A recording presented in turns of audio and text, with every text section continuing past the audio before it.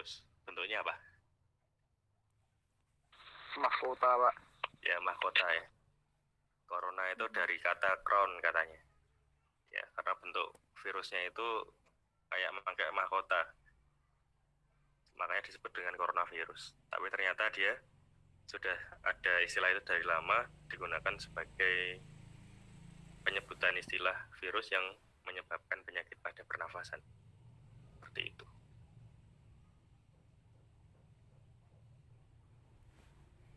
Baik, saya lanjutkan lagi.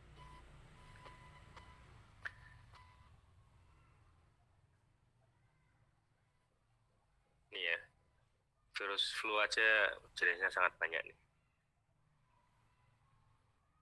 Karena dia selalu karena dia selalu bermutasi, ya, menyesuaikan diri dengan lingkungan, membentuk strain baru, membentuk tubuh baru, sehingga dia lebih kuat atau lebih lemah ya tergantung dari perubahannya dia. Itulah yang terjadi sekarang. Ya, dulu ada Delta, sekarang ada Omicron. Ya, karena dia menyesuaikan dengan lingkungannya. Nggak tahu nih nanti kita divaksin sampai kapan. Ya, kalau virusnya bermutasi terus, berarti vaksinnya juga harus dimodifikasi terus untuk menyesuaikan diri dengan virus yang ada. Seperti itu.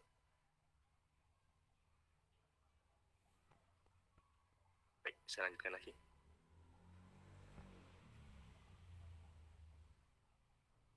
Nah, ini ada retroviridae. Ya, contohnya HIV, kemudian AIDS. Ya. Ada yang tahu nggak HIV sama AIDS sama atau beda? Beda, Pak. Lebih parah yang mana? HIV atau AIDS?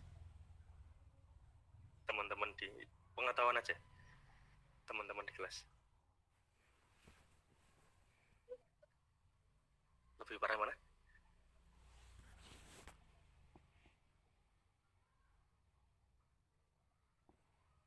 HIV atau AIDS? HIV, Pak. Lebih parah HIV? AIDS mungkin, Pak. AIDS. Ya. Dulu pernah nggak sih di SMA tuh ada LSM atau mungkin dari pemerintah datang ke sekolah terus ngajari apa itu? Sex education ya dulu ya? Iya, Pak. Ada HIV AIDS-nya. Dijelaskan nggak? Lebih parah mana? HIV atau AIDS? Parah HIV, Pak. Parah HIV.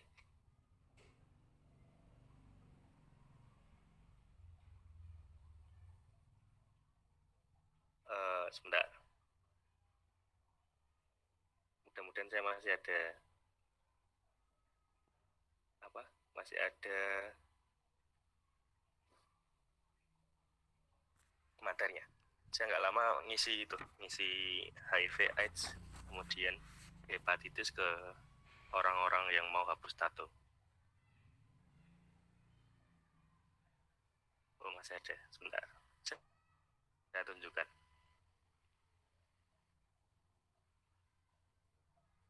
Ini soalnya cukup penting ya. Nanti kalau kalian menjelaskan ke orang-orang awam lebih enak, bisa membedakan antara HIV sama AIDS. Kan ini penyakit yang sudah sangat umum dikenal masyarakat. Kalau menularnya itu lewat apa? HIV AIDS itu? Darah. Hubungan seksual, Pak. Terus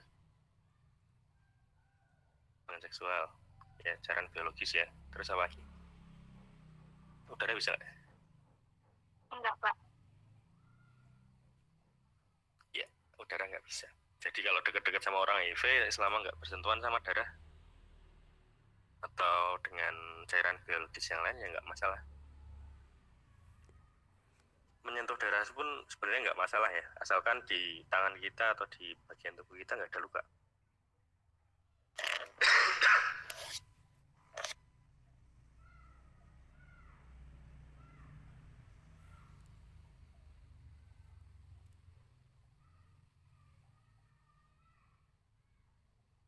Sudah kelihatan? Sudah, Pak. Ini sedikit aja biar kalian paham HIV AIDS. HIV, Human Immunodeficiency Virus, menyerang sistem kekebalan tubuh. Jadi ada virus yang menyerang imunodefisiensi, kan sistem kekebalan tubuh human, dari manusia. Jadi kira-kira gajah bisa nggak kena HIV? Nggak bisa, Pak. Bisa.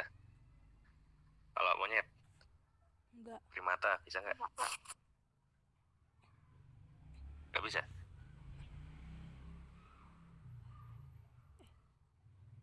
Ada loh berita penyebaran HIV dilewatkan oleh hewan, dibawa oleh hewan dari negara satu ke negara yang lain.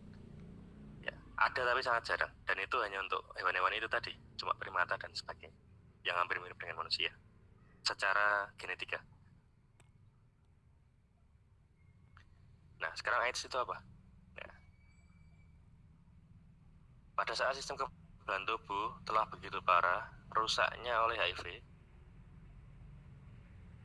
banyak penyakit yang menyerang tubuh. Anggap aja kita sebuah negara, kemudian nggak punya tentara, nggak punya polisi, seperti itu. Terjadi huru-hara nggak kalau nggak ada tentara polisi? Chaos nggak? Iya, Chaos ya. Nah, itu di tubuh sama. Kalau nggak ada tentara, nggak ada polisinya, tentunya penyakit apapun dapat mudah menyerang tubuh. Ya. Nah, ini berarti orangnya telah terinfeksi HIV. Dan lama-kelamaan, karena penyakitnya sangat banyak, masuk ke dalam kondisi AIDS. AIDS singkatan dari Acquired Immunodeficiency Syndrome. Ya, acquired itu kumpulan. Immunodefisiensi adalah sistem kekebalan tubuh, sindrom adalah sindrom. Jadi lebih parah mana, HIV atau AIDS?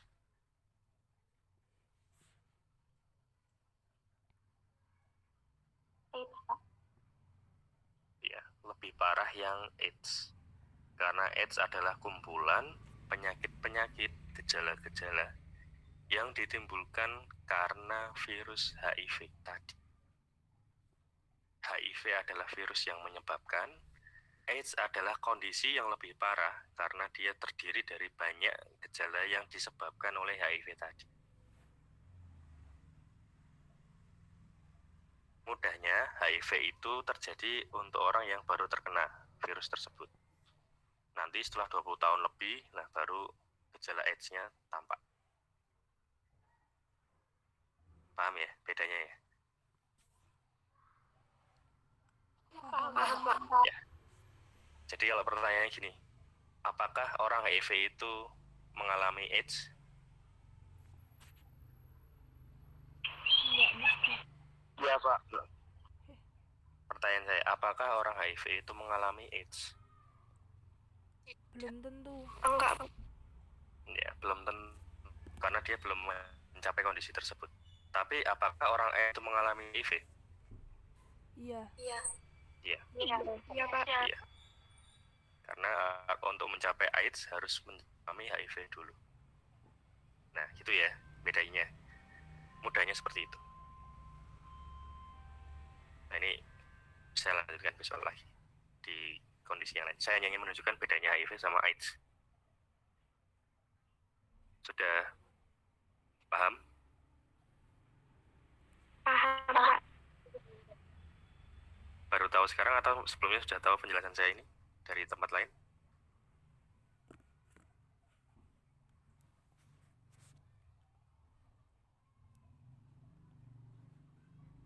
Sudah pernah dapat? Pernah tahu, Pak. Udah pernah, Pak. Sudah pernah tahu. Tapi belum bisa membedakan. Iya, Pak. Iya, Pak. Iya. Oke. Ya, jadi nanti kalau ada yang tanya, kalian sudah bisa menjelaskan apa bedanya HIV, apa bedanya HIV dengan AIDS. Kayak gitu.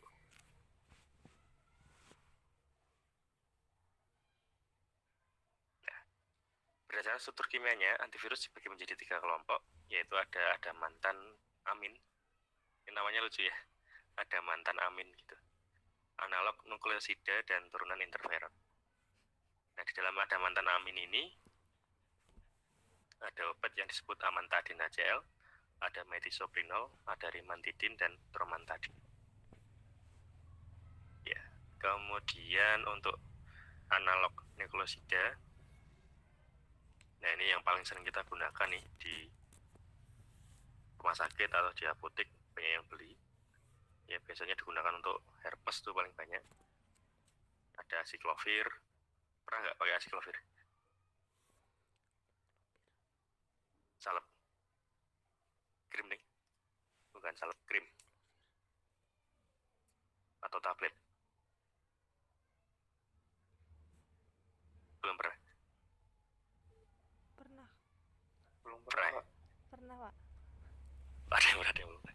Sehat-sehat nih orang. Mahasiswanya nggak pernah pakai obat-obat yang dan sering digunakan. Ya alhamdulillah. Kalau nggak pernah pakai berarti kehidupannya sehat walafiat, aman, sentosa, Tahu nggak namanya. masalah. Tapi acyclovir memang banyak kok, di apotek pun banyak yang beli tuh acyclovir. Ya, biasanya kalau orang mengalami sakit kulit gitu ya, kemudian ciri khasnya dia ada air di dalam tempat gatalnya itu, kemudian gampang nyebar dan seterusnya, biasanya diberi acyclovir. Nah, tipe lain juga dia ciri-cirinya menimbulkan panas tuh penyakitnya di bagian yang gatal, makanya diberi acyclovir. Kemudian ada sidofudin, idoxuridin, ribavirin, ya, adenovir, lamivudin, stafudin dan seterusnya. Ya, paling sering acyclovir digunakan untuk herpes tuh biasanya. Ya, herpes banyak. Ada herpes labial, genital, ada virus varicella zoster dan sebagainya. Pernah mendengar nggak ada pasien mengalami herpes terus meninggal?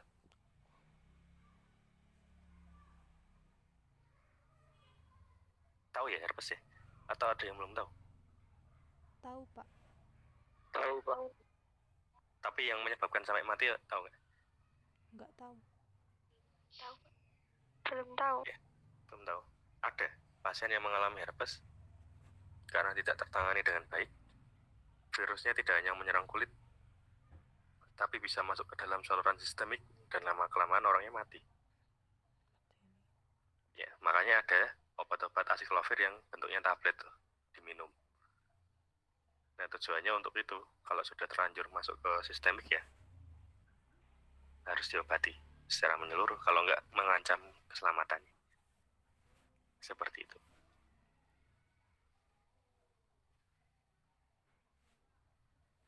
Ini contoh turunan yang lain dari teman-temannya acyclovir tadi. Ya, kemudian yang ketiga ada turunan interferon. Ada interferon alfa. Dia menghambat beberapa sintesis juga sama dengan yang lain. Baik itu untuk antivirus. Sekarang saya lanjutkan untuk yang obat anti jamur. Infeksi juga tapi disebabkan oleh jamur. Nah, jamur yang menginfeksi manusia disebut dengan mikosis. Ya, dibagi menjadi 4 kelompok. Ada yang sistemik, ada yang subkutan, ada yang kutan, ada yang superficial.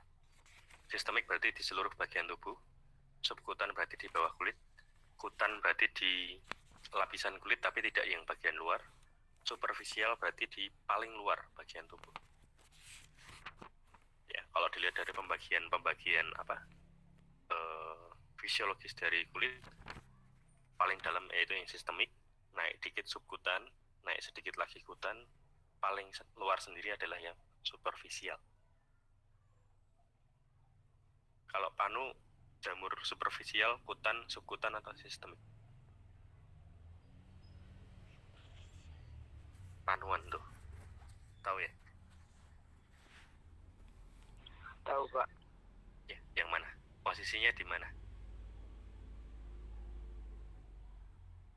Sistemik, subkutan, kutan, atau superficial. Kulit.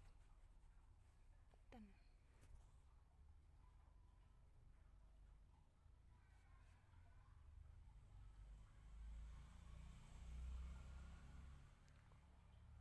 Kutan bukan, Mbak. Kutan.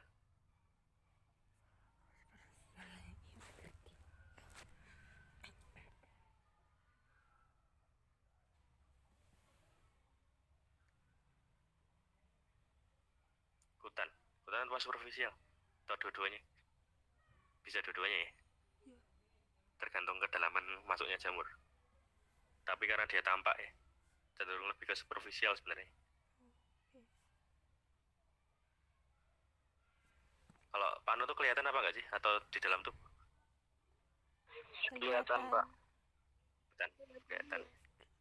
Kecuali kalau orangnya putih ya, tersamarkan. Tapi kalau orangnya nggak putih ya kelihatan pasti. Jamurnya kelihatan di situ. Oke. Baik. Nah ini contohnya yang sistemik ada banyak ya. Penyebabnya ada Aspergillus, ada Blastomyces, Candida. Nah ini paling sering tuh Candidiasis tuh yang menyebabkan sariawan, ya kemudian luka-luka di bagian mukosa bagian dalam dan seterusnya. Ya banyak jenis dari jamur-jamur yang menyerang sistemik. Nah diberikan obat yaitu paling spesifik amphotericin. Amphotericin ini diberikan dengan menggunakan cara infus, ya tetes demi tetes, obatnya warnanya kuning tuh. Tujuannya untuk mengatasi jamur yang ada di saluran sistemik manusia. Ya, jangan sampai nanti di dalam tubuh terlalu banyak spora dari jamurnya dan akan mengganggu jaringan yang ada di dalam tubuh. Seperti itu. Kemudian ada subkutan, ya, ini biasanya masuk tulang, ya, kulit yang bagian dalam tapi tidak yang bagian luar.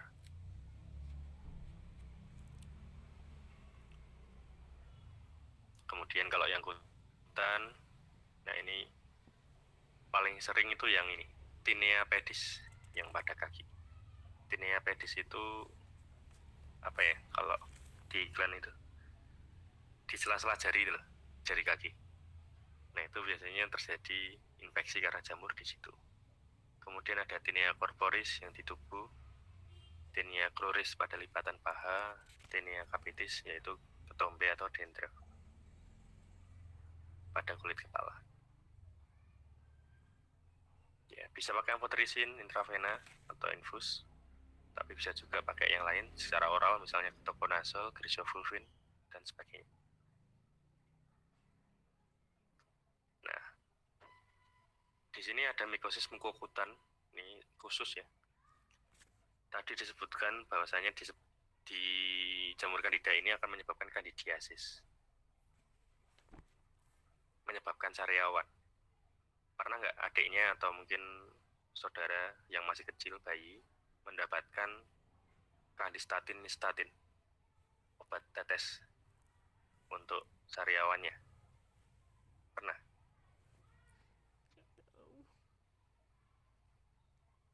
Bentuknya drop. Belum pernah? Nggak tahu, Pak. Nggak tahu. Terus kalau adanya sariawan pakainya apa?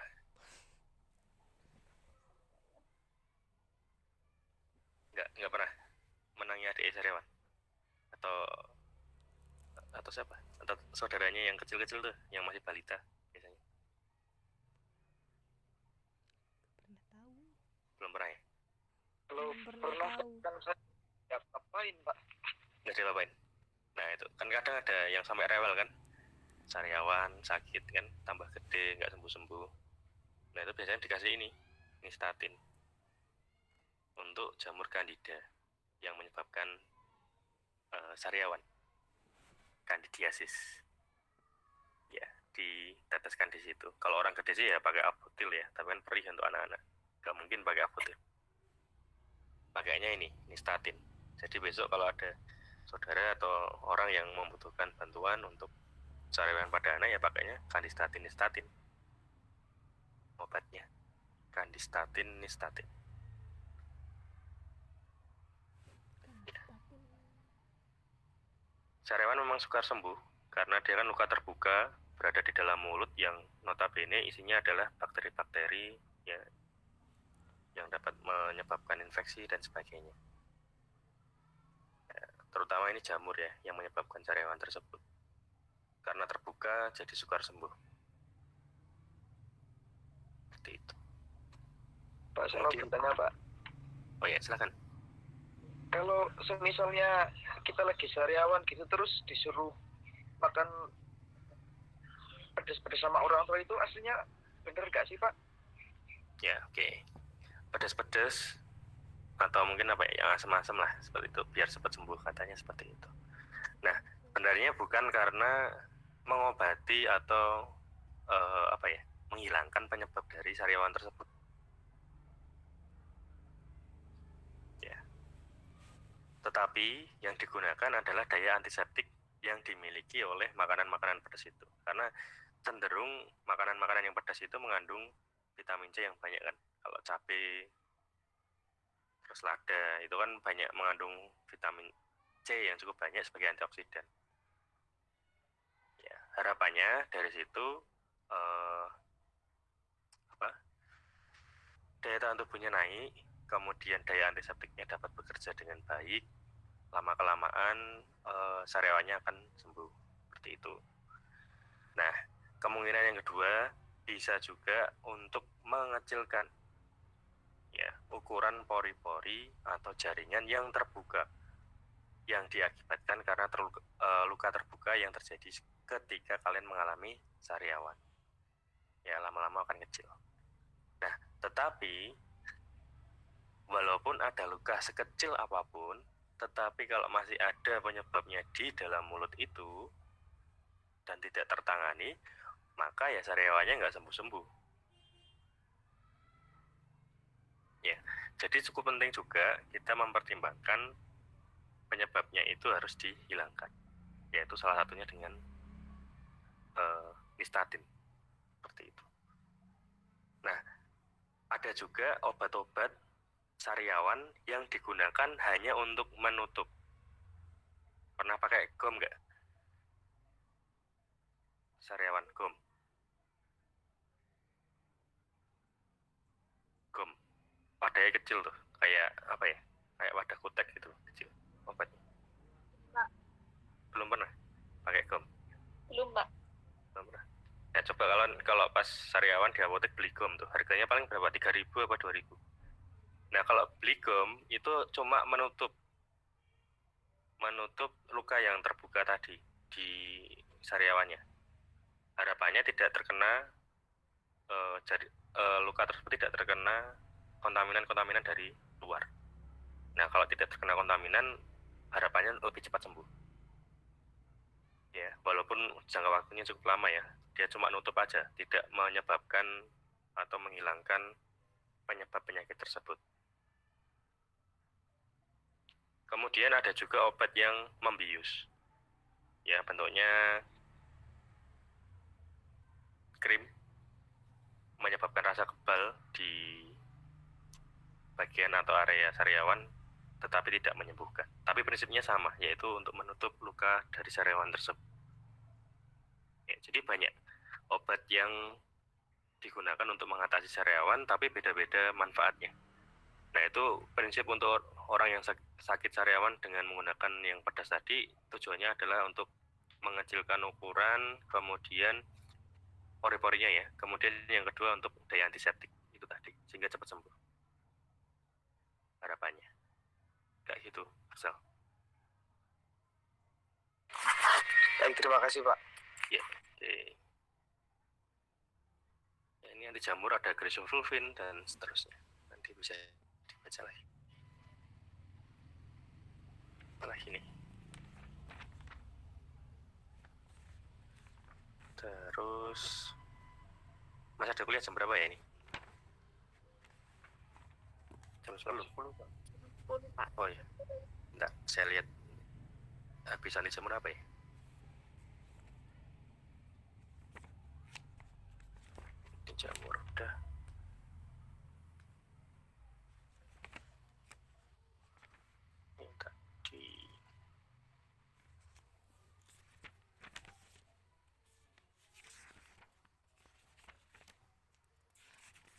besok saya lanjutkan ke anti protozoa sampai nanti saya selesaikan sampai di bab 1, bab 2 ini dulu. Ya, diingatkan ya, besok sampai mana nih? Anti protozoa. Besok masuk di sini minggu depan. Oke, ada pertanyaan sebelum saya akhiri untuk persiapan